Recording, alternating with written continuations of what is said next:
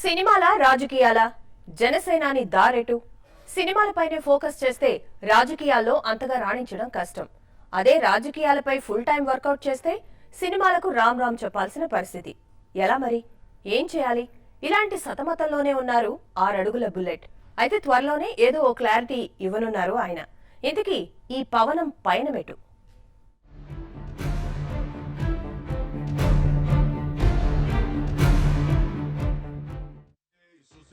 రెండు కళ్ళలో ఏ కన్నంటే ఇష్టమని అడిగితే మీ సమాధానమేంటి? సరే, ఆట కావాలా పాట కావాలా అని అడిగినా కాస్త ఆలోచించి చెప్తాం. పవన్ స్టార్ పవన్ కళ్యాణ్ ఇప్పుడు ఇలాంటి సందిగ్ధతని ఎదుర్కొంటున్నారు. 6 అడుగుల బుల్లెట్ అంటూ ఫ్యాన్స్ హంగామా ఒకవైపు, జనసేనంటూ కార్యకర్తల నినాదాలు మరోవైపు, ఫుల్ టైం పాలిటిక్స్ లోకి రారా బంగారం అంటూ ఓవైపు, తెరపై తీన్మారు వేయాల్సిందేనంటూ ఇంకోవైపు. రెండు బానే ఉన్నాయి. అయితే మీకు కావాల్సింది సినిమాలా రాజకీయాలా అంటే మాత్రం డీప్ గా ఆలోచించాల్సిన పరిస్థితి. ఆలస్యం అమృతం విషమంటారు.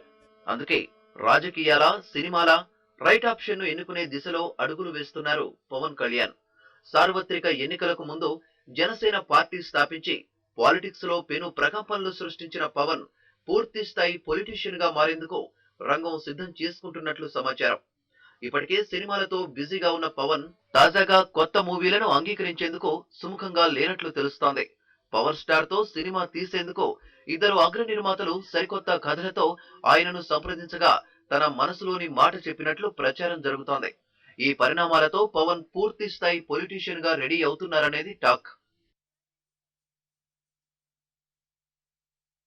పవన్ నటించిన గోపాల గోపాల చిత్రం ఇప్పటికే షూటింగ్ పూర్తి చేసుకుంది.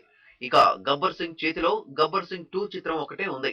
ఈ చిత్రాన్ని పూర్తి చేశాక పార్టీ కార్యకలాపాల్లో తలమునకలవుతారని భావిస్తున్నారు. అందుకు భారీ ఎత్తున పార్టీ కార్యక్రమాల్ని చేపట్టాలనే యోచనలో ఉన్నట్లు సమాచారం. సినిమాలకు దూరంగా లేకుంటే రాజకీయాల్లో అనుకున్న ఫలితాల్ని రాబట్టడం కష్టమని ఈ నిర్ణయం తీసుకున్నట్లు పవన్ సన్నిహితులు చెబుతున్నారు. మొత్తానికి జనసేనను ప్రజాక్షేత్రంలోకి విస్తృతంగా తీసుకెళ్లేందుకు రెడీ అవుతున్న పవన్ కళ్యాణ్ రాజకీయాలకే పూర్తి స్థాయి సమయం కేటాయించేలా ప్లాన్ చేసుకుంటున్నారు. సార్వత్రిక ఎన్నికల్లో టీడీపీ బీజేపీలతో కలిసి పనిచేసిన పవన్ సూపర్ హిట్ గా నిలిచారు. మరి పూర్తి స్థాయి పొలిటీషియన్ గా టర్న్ తీసుకుంటే పవన్ దేశంతో చేతులు కలుపుతారా లేక కమలంతో కనెక్ట్ అవుతారా? గతంలోలానే రెండింటితో జల్సా చేస్తారా? కాదంటే నా రూటే సపరేట్ అంటారా? ఇంతకీ ఈ మన పవనం పయనమేటో